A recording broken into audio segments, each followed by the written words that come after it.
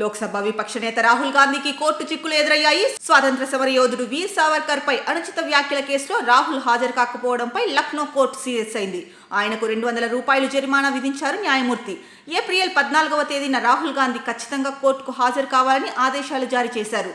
వీర సావర్కర్ పై రెచ్చగొట్టే వ్యాఖ్యలు చేశారన్న కేసులో రాహుల్ గాంధీకి ఇప్పటికే పలుమార్లు లక్నో కోర్టు సమన్లు పంపింది. కోర్టు ముందు హాజరు కావాలని ఆదేశించింది.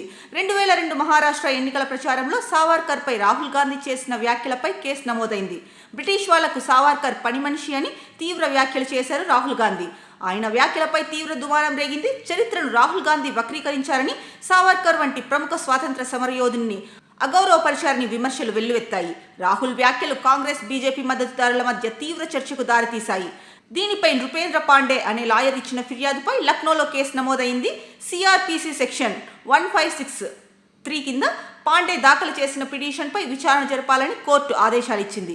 ఈ క్రమంలో తాజాగా కేసును విచారించిన కోర్టు రాహుల్ గాంధీ తీరుపై తీవ్ర ఆగ్రహం వ్యక్తం చేసింది. ఏప్రిల్ 14వ తేదీన రాహుల్ కోర్టుకు హాజరు కాకపోతే తీవ్ర చర్యలు తప్పవని న్యాయస్థానం హెచ్చరించింది.